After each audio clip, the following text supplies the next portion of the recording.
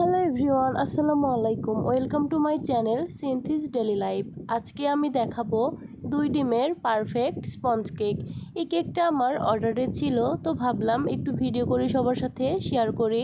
যেহেতু এটা sponge cake, এই কারণে ডিমের কুসুম আর ডিমের সাদা অংশটা আলাদা করে নিতে হবে। এরপরে ডিমের সাদা অংশটা ফোম করে নিতে হবে। 2টা ডিমের জন্য আমি এখানে নিয়েছি হাফ কাপ চিনি, আর এই হাফ কাপ চিনি আমি 3-4বারে ব্যবহার করব।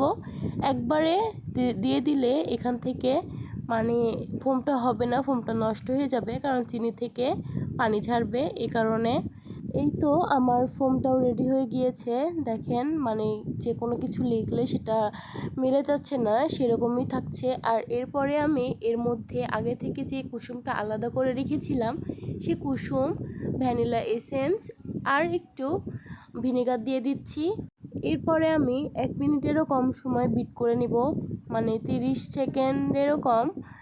তো এটা বেশি বিট করলে ওভারবিট হয়ে যাবে, পরে কেকের ফোমটা নষ্ট হয়ে যাবে।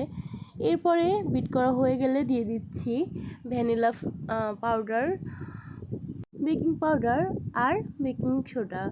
এরপরে আমি গুঁড়ো দুধ দিচ্ছি 1 প্যাকেট। গুঁড়ো দুধ অপশনাল, আমার কাছে মনে হয় গুঁড়ো দুধটা দিলে স্বাদটা বেশি আসে। আর এরপরে দিয়ে দিচ্ছি ময়দা। এখানে আমি হাফ কাপ ময়দা দিয়েছি আর 2বারে ইউজ করেছি। তো আমি আলতো হাতে নেড়ে নিচ্ছি। এখানে স্পিড বাড়ানোর কারণে মনে হচ্ছে যে আমি অনেক জোরে নাড়ছি, কিন্তু না, এটা একদমই আস্তে আস্তে নাড়তে হবে যাতে ডিমের ফোমটা নষ্ট হয়ে না যায়।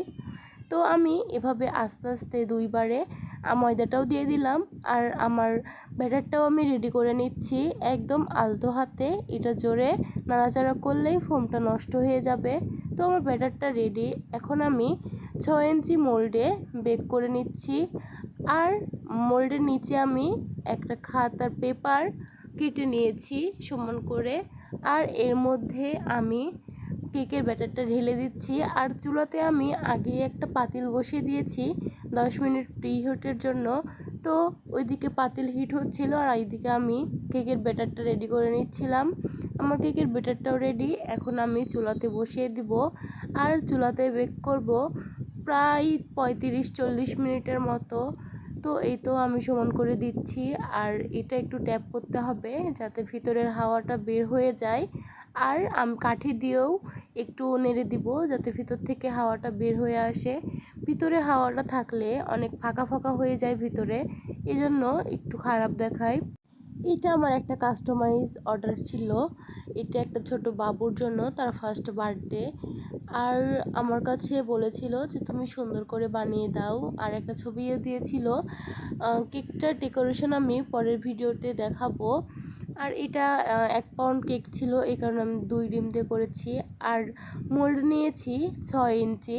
তো 1 পাউন্ড কেক 6 ইঞ্চি মোল্ডে বেক করতে হয়, তাহলে হাইটটাও ভালো আসে। আর 7 ইঞ্চি মোল্ডে করলে একটু বড় আসে, কিন্তু হাইট অত আসে না। এই কারণে 6 ইঞ্চি মোল্ডেই বেক করি, এটাই ভালো দেখায়। তো এই তো আমি পাতিলে বসিয়ে দিলাম 40 মিনিটের জন্য। তো এভাবেই আমি ঢেকে দিচ্ছি, আর চুলার আঁচটা মিডিয়াম থেকে একটু লো থাকবে। আমার কেকটাও রেডি 40 মিনিট পর। একদম ফুলে উঠেছে দেখেন, আর অনেক সফট হয়েছিল মাশাল্লাহ। চাপ দিলেও ভাঙছে না, স্পঞ্জ কেক তো স্পঞ্জ কেকই না। এই তো আমার কেকটাও রেডি। আমি খাতার পৃষ্ঠাটা উল্টে নিচ্ছি, তুলে নিচ্ছি। আর এই তো দেখেন কি পরিমাণ সফট হয়েছে, অনেক সুন্দর। আপনারা এভাবে বাসায় ট্রাই করতে পারেন। আর আমি কেকের ডেকোরেশনের ভিডিওটা পরেরটাতে দিব।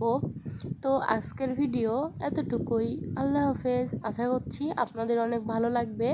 আর আমার চ্যানেলটা সাবস্ক্রাইব করবেন, আর লাইক কমেন্ট করে পাশে থাকবেন।